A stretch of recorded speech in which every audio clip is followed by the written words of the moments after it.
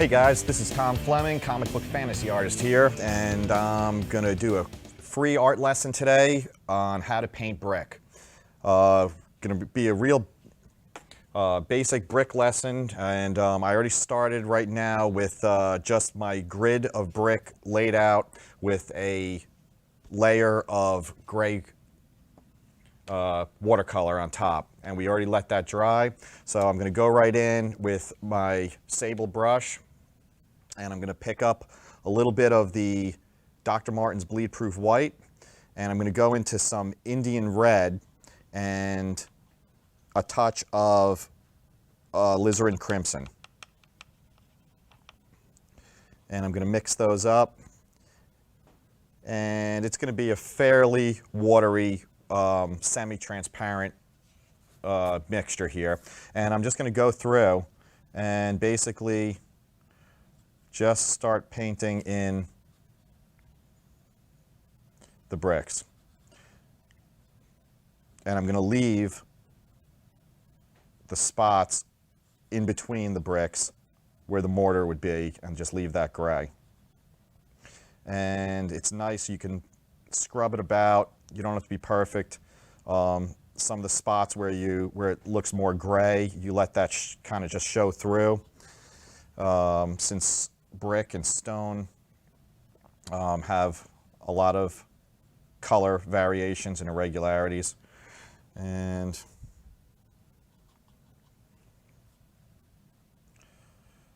you can lay in some darker colors.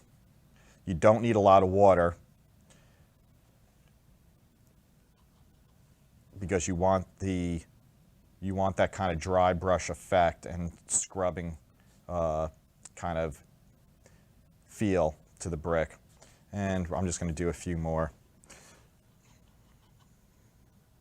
You can make them as brown as red. You can make them more brown by adding a little bit of burnt umber or sepia. And I'm going to add a little bit more water.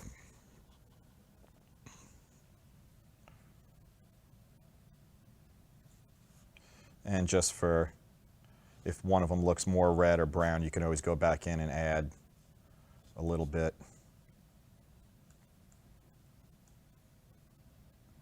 Okay. Add a little bit here. Okay.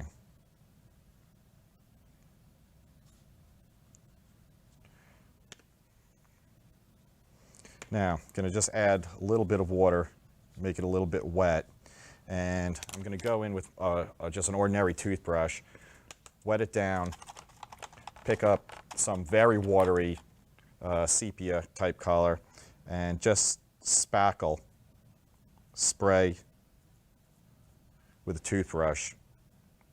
And if there's areas that you don't want the paint to get on, if you're doing a painting, then just cover it up with some paper. But we got some little spots of spackle, of darker little holes and things like that. You can go in and actually do the same thing with white.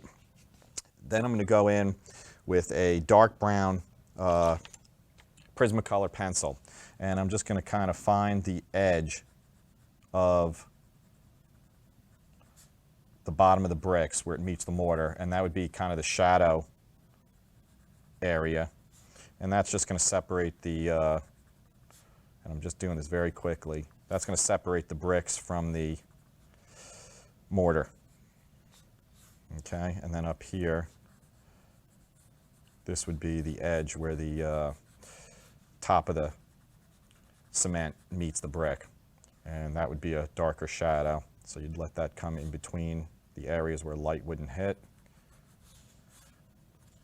And then you could always add little cracks, and let's go in with a black watercolor pencil and put a little crack in there, maybe a corner cracked off here, and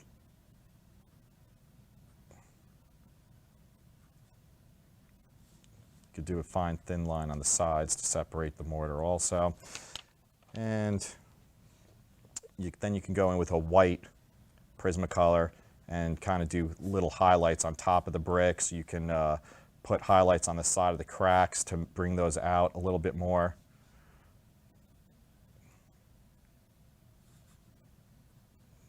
And we can add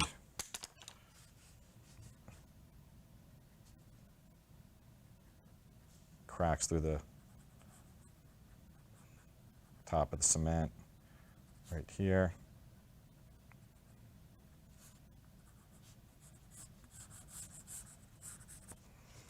And you could put a highlight on there. You could even add kind of a double crack. And then we put a highlight on this side, and then we put a highlight on the same side over here. And that's what will give it a three-dimensional effect. And then maybe a little bit of highlight to separate the top cement from the brick. And then you could go around, you could even add a little spot.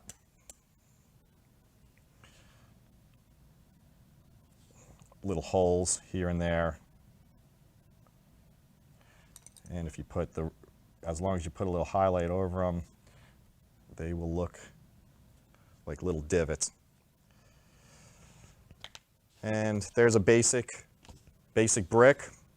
I hope that demonstration helped you, and be sure to check out more of my artwork on www.flemart.com, and check out or pick up a copy of my Draw and Paint Fantasy Females book. Thanks for watching.